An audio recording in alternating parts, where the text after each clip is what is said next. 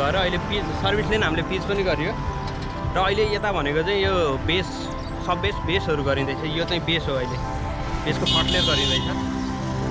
यो त निर्माण कार्य चाहिँ भइरहेछ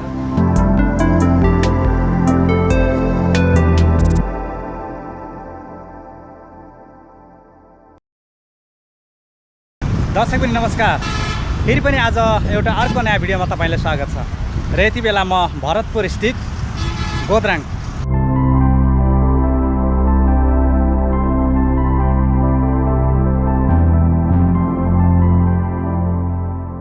र यति बेला यहाँनिर पुलचोकदेखि गोद्राङसम्म 6 लेनको बाटो विस्तार हुँदैछ र यो सडक 6 लेनको निर्माण हुँदै गर्दा पछिल्लो अपडेट देखाउन यति बेला म यहाँ छु र जुन दृश्य म तपाईलाई देखाउन यति बेला गोद्राङ आइसकेको छु र तपाईलाई यो सम्पूर्ण दृश्यहरू देखाउने छु र भिडियोलाई अन्त्यसम्म हेर्नुहोला र त्यसैगरी लाइक कमेन्ट र सेयर गर्न भने नभुल्नुहोला र अहिलेसम्म यो च्यानललाई सब्स्क्राइब गर्नुभएको छैन भने कृपया सब्स्क्राइब गर्न भने नभुल्नुहोला र अब हेरौँ आज भने पुलचोकदेखि गोद्राङसम्मको निर्माण भइरहेको यो 6 लेनको सडक अन्तर्गत अहिले यति बेला म गोद्राङ साइडमा छु र यति बेला यहाँको निर्माणको कुरा गर्नुपर्दा दुवै साइडमा पिच भइसकेको छ पिच निर्माण भइसकेको छ भने अब बिचको साइडमा बिचको साइडमा दुई लेनको निर्माण हुन बाँकी छ र यो दृश्य म तपाईलाई देखाइरहेको छु यो यसरी पिच बनिसकेको छ र यता भने अब फेरि पनि यो बाँकी निर्माणको लागि तपाईले यहाँ यसरी देख्न सक्नुहुन्छ यसरी यो अब बिचको साइडमा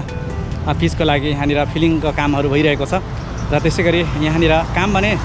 धमाधम भइरहेको दृश्य हामी देख्न सक्छौँ र निर्माणका गतिविधिहरू पनि यति बेला देख्न सक्छौँ जुन दृश्य म तपाईँलाई देखाइरहेको छु यो गोद्राङ साइडमा हो र यसरी पुलचोकदेखि गोद्राङसम्मको जुन 6 लेनको सडक निर्माण भइरहेको छ जुन यो पूर्व पश्चिम हाइवे हो र पूर्व पश्चिम हाइवे अन्तर्गत यो भरतपुर स्थितको यो निर्माणको काम यसरी भइरहेको छ जुन दृश्य म तपाईँलाई देखाइरहेको छु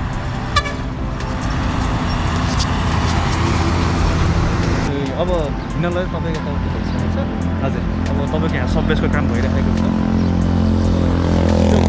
यो चाहिँ अब कहिलेसम्म बन्ला यसो अनुमानित के छ यस्तो हो सर अब तपाईँको बर्खालाई चाहिँ असार साउनमा हाम्रो काम गर्न गाह्रो हुन्छ है त्यही भएर हामीले काम एकदम प्रेसरमा अलि गरिरहेको छ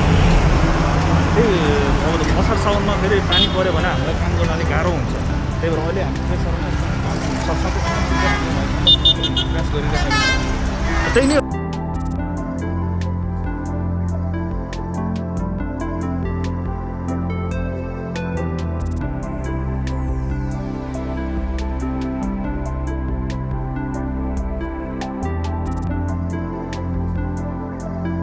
डिभाइडर हुन्छ हजुर डिभाइडर हुन्छ 3 लेन छुट्याएर हजुर बिचमा डिभाइडरबाट 9.5 मिटर पिच हुन्छ हाम्रो यो सर एक्सप्रेस लेन हो यो एक्सप्रेस लेनमा 9.5 मिटर पिच हुन्छ दुवैपट्टि 2 लेन भयो यो 2 लेन र उता 9.5 मिटर फेरि 2 लेन 4 लेन भयो र हाम्रो सर्भिस लेन एक लेन गरेर जम्मा 6 लेन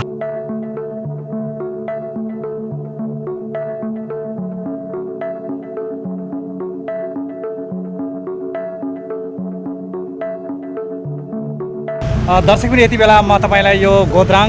पुलचोक स्थित निर्माण भइरहेको यो सडक पछिल्लो अपडेट जानकारी दिइरहेको छु र 6 लेनको निर्माण हुँदैछ सडक र यति बेला यो तपाईले देख्न सक्नुहुन्छ यो चाहिँ पिच हो र यसरी पिचको यो दुवै साइडमा पिच यसरी बनिसकेको छ एकदम दुवै साइडमा बनिसकेको छ भने अब बिचको दुई साइडमा अझ बन्न बाँकी छ र यति बेला यो साइडमा यसरी निर्माण पनि भइरहेको छ म तपाईलाई दृश्य देखाइरहेको छु